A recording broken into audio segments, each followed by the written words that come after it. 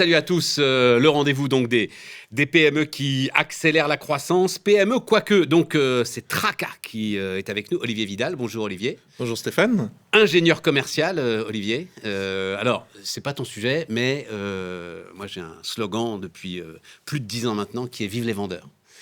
C'est-à-dire que, mais oui, c'est-à-dire que à un moment, notre pays est formidable, absolument merveilleux, mais il a une culture d'ingénieur. Voilà, donc les génies, c'est les gars qui conçoivent les produits, etc. Un peu les managers aussi qui définissent les stratégies. À un moment, faut qu'il y ait un gars, les yeux dans les yeux, qui fasse signer un chèque. C'est ça le moteur de l'économie. Il n'y en a pas d'autre. Voilà. Donc, je tenais à dire ça. On n'a pas souvent des ingénieurs commerciaux ici. Ça fait plaisir. Oui. Tout le monde ne le voit pas comme ça. Et pourtant, voilà. C'est un sacré talent. Mais complètement. Mais en plus, nous, on a cette chance, c'est qu'on n'est pas que vendeurs. On est ingénieurs technico-commerciaux. Qu'est-ce que tu mets de plus que vendeur dans ingénieur commercial ? Le vendeur, alors je vais faire un cliché. Je propose mon produit, je fais signer, merci, au revoir. Nous, ingénieurs technico-commercial, on s'intègre du début du projet jusqu'à son installation et son suivi.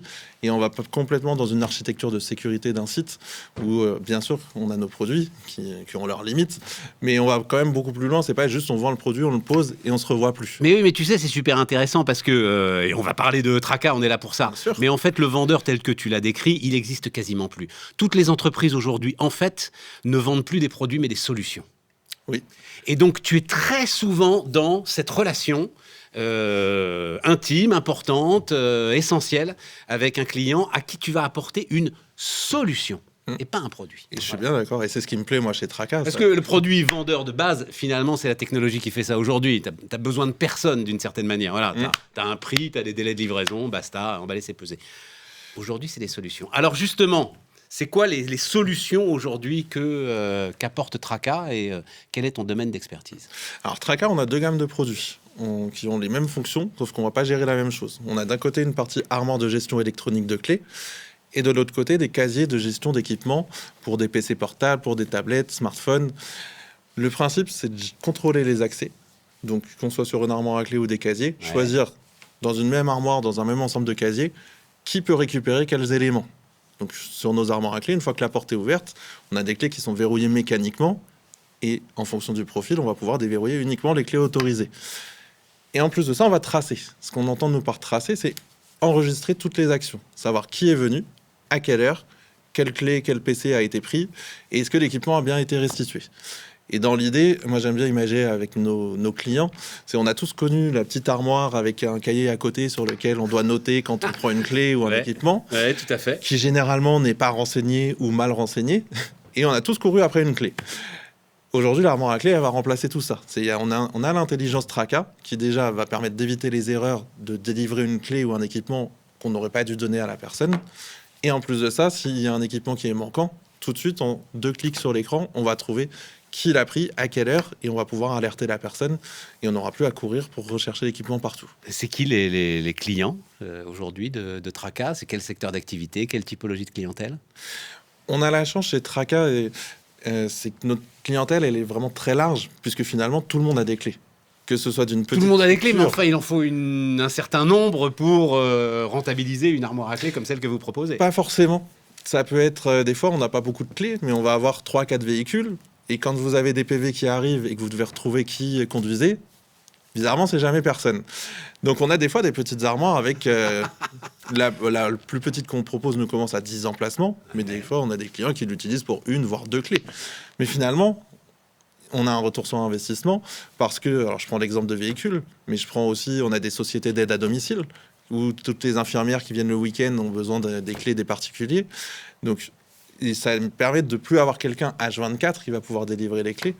Et du coup, même sur les petites armoires, en fait, les clients se retrouvent très, très vite. Ah oui, dis donc, je n'avais pas pensé à l'ensemble du service à domicile. Effectivement, ça peut être quelque chose de très intéressant. Ça peut, et puis après, on retrouve les musées, les centres hospitaliers, tout ce qui est autour de l'énergie, dans des gares. En fait, vraiment, on a un panel de clientèle. Pourquoi tout ce qui est autour de l'énergie ? Pourquoi tout ce qui est autour de l'énergie ? Où est le système de clés, là, je le vois pas, c'est moins évident pour moi. On va avoir des clés pour accéder à des locaux sécurisés. Ouais. et pour certains qui peuvent me mettre en danger de mort. Donc forcément, tout le monde ne doit pas avoir accès. Et en plus de ça, si une clé est prise, il faut que tout de suite on sache que la clé a été sortie. Donc système... Ah oui, en plus. Oui. Il peut y avoir des systèmes d'alerte et des niveaux d'alerte en disant tiens, la clé a été prise. Là. En fonction des besoins du client, on peut le paramétrer pour dire une clé a été prise. On peut aussi mettre des limites. C'est quand on prend la clé, je dois la ramener dans 1 heure. Si au bout d'1 heure, la clé n'est pas revenue, tout de suite, la personne gestionnaire est alertée. Donc on a un vrai suivi. Et c'est pour ça qu'on peut s'adapter à tout type de clients. On a des clients qui veulent juste tracer, enregistrer tout ce qui se passe, mais pas besoin d'informations en temps réel. Et d'autres qui ont vraiment besoin, dans un PC sécurité, que tout de suite, en un coup d'œil, on sache les clés présentes, les clés sorties. Et il y a un niveau de sécurité qui peut être très élevé chez certains clients. Mais j'imagine, je vois tout à fait. Et puis, il y a le côté quasi intelligent. Oui. Alors moi, je pensais furieusement au locker d'Amazon. Vous me dites, c'est pas la même chose, mais... Globalement, pour qu'on comprenne bien, c'est quand même un petit peu le même mode de fonctionnement. Dans l'idée, oui, bien sûr.